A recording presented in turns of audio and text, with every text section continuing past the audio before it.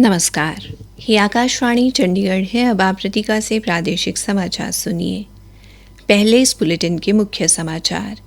प्रधानमंत्री नरेंद्र मोदी ने भारत संचार निगम लिमिटेड की 4G मोबाइल सेवाओं का उद्घाटन किया।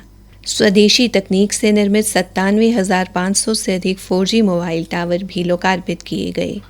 मोदी सरकार ने सेवा और सुशासन के मंत्र पर चलते हुए पूरे भारत में गांवों और शहरों को इंटरनेट सुविधा उपलब्ध कराई।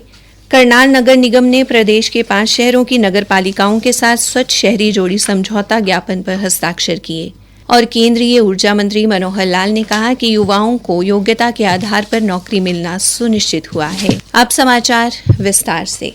प्रधानमंत्री नरेंद्र मोदी ने ओडिशा के झारसुगुड़ा में भारत संचार निगम लिमिटेड BSNL की 4G मोबाइल सेवाओं का उद्घाटन किया। प्रधानमंत्री ने BSNL द्वारा स्वदेशी तकनीक से लगभग 37,000 करोड़ रुपए की लागत से स्थापित 97,500 से अधिक नए स्वदेशी 4G मोबाइल टावरों का भी शुभारंभ किया। इनमें BSNL द्वारा स्थापित 92,600 से अधिक 4G तकनीक वाले मोबाइल टावर शामिल हैं। इस अवसर पर श्री मोदी ने जनसभा को संबोधित करते हुए कहा कि भारत 2G, 3G और 4G तकनीकों के विकास में पिछड़ गया था और इस क्षेत्र में विदेशी तकनीक पर निर्भर था। हमारे लिए गौरव की बात है कि हमारे BSNL ने अपने ही देश में पूरी तरह स्वदेशी 4G टेक्नोलॉजी विकसित कर ली है। अपनी मेहनत, अपनी लगन, अपनी कुशलता से BSNL ने नया इतिहास रच दिया है। और मैं इस काम में जुड़े हुए देश के नौजवानों को, उनकी टैलेंट को और भारत को आत्मनिर्भर बनाने के लिए उन्होंने जो बड़ा काम किया है, मैं उन सभी नौजवानों को बहुत बहुत बधाई देता हूं। प्रधानमंत्री ने कहा कि भारत विश्व का 5वां देश बन गया है जिसने पूर्णतः स्वदेशी 4G टेक्नोलॉजी स्टैक का विकास किया है। उन्होंने कहा कि भारत भविष्य में दूरसंचार प्रौद्योगिकी का वैश्विक केंद्र बनेगा। प्रधानमंत्री ने कहा कि केंद्र सरकार ने हाल ही में राज्य में 2 सेमीकंडक्टर इकाइयों को मंजूरी दी है। श्री मोदी ने कहा कि 2017 में वस्तु एवं सेवा कर GST लागू होने के बाद कर का बोझ काफी कम हो गया है, जिससे नागरिकों पर वित्तीय दबाव कम हुआ है। सेवा और सुशासन यानी जनसेवा के लिए शासन के मंत्र से प्रेरित होकर प्रधानमंत्री नरेंद्र मोदी के नेतृत्व में सरकार परिवर्तन और प्रगति लाने के लिए अथक प्रयास कर रही है। आज इस विशेष श्रृंखला सेवा पर्व में हम आपको बताएंगे कि कैसे मोदी सरकार ने इंटरनेट क्रांति के माध्यम से कनेक्टिविटी को बदल दिया है और पूरे भारत में गांव शहरों को इंटरनेट से जोड़ा है। ब्रॉडबैंड की पहुंच और अगली पीढ़ी के मोबाइल नेटवर्क की गति से संचालित पूरे भारत में एक शांत परिवर्तन हो रहा है। इसके मूल में भारत नेट परियोजना है, जो एक डिजिटल राजमार्ग बुन रही है, जो अब 2,18,000 से अधिक ग्राम पंचायतों तक पहुंचती है। लगभग 7 lakh kilometre optical fibre cable के साथ इस डिजिटल जीवन रेखा ने इन जगहों पर भी ई शासन, शिक्षा और लघु उद्योग के द्वार खोल दिए हैं, जिन्हें कभी बहुत दूर माना जाता था। 5 साल पहले बिहार में ऑप्टिकल फाइबर इंटरनेट सेवा परियोजना का शुभारंभ करते हुए प्रधानमंत्री नरेंद्र मोदी ने कहा था कि ये कल्पना करना कठिन था कि गांवों में शहरों से ज्यादा इंटरनेट उपयोगकर्ता होंगे, लेकिन आज ये एक वास्तविकता बन गई है।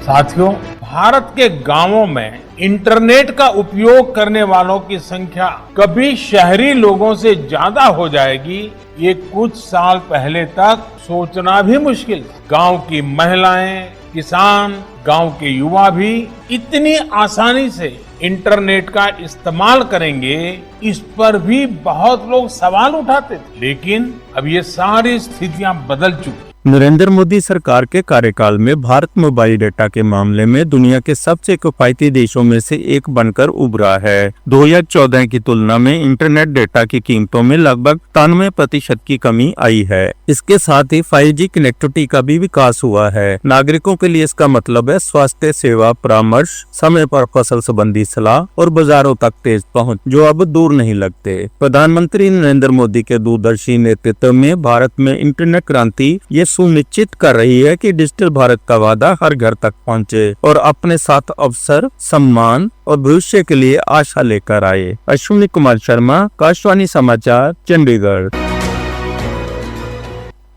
प्रादेशिक समाचार आकाशवाणी चंडीगढ़ से प्रसारित किए जा रहे हैं।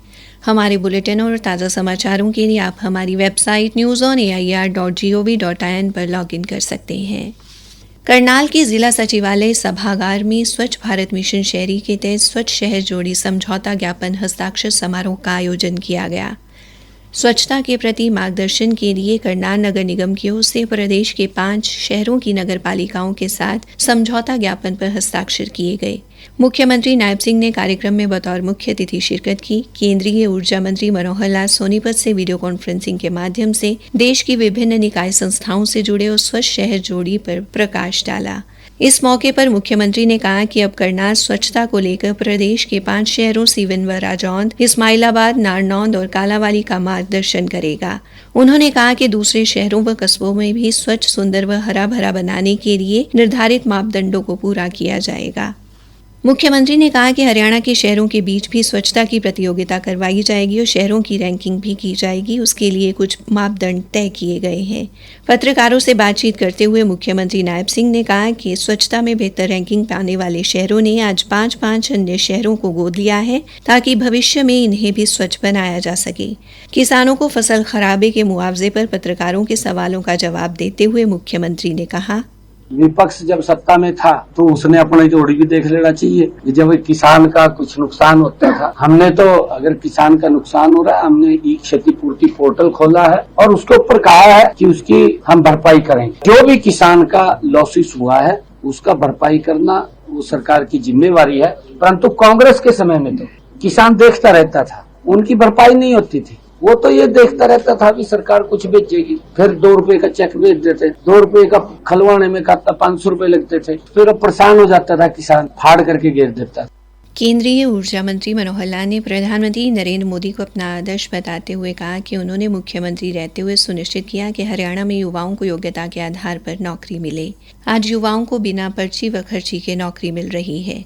वे आज सोनीपत के गन्नौर में निर्दलीय विधायक देवेंद्र कादयान की देवा वेलफेयर सोसाइटी के माध्यम से सेवा पखवाड़े के तहत आयोजित युवा सम्मान समारोह को संबोधित कर रहे थे। श्री मनोहर लाल ने कहा, व्यवस्थाओं पर विश्वास रखना, आगे आने वाले समय में शासन की व्यवस्थाएं सारी ऐसी होंगी जिन पर आपको शंका करने की जरूरत नहीं है। अब वो जमाना चला गया कि नौजवान को अगर नौकरी लेनी होती थी तो माँ बाप का किला बिकवा देना, उसकी टूम बिकवा देना, रुपये लेके नौकरी खरीद के लाना, या कोई किसी का बस्ता उठाना, किसी नेता के आगे पीछे दौड़ना कि भाई मेरे बच्चे को, मेरे बालक को नौकरी लगवा दे। कोई योग्यता का कोई पैमाना नहीं था। और हमने कहा कि नहीं, योग्यता पर नौकरी तो मिलनी चाहिए। मिशन मेरिट ये हमारा उद्देश्य होगा।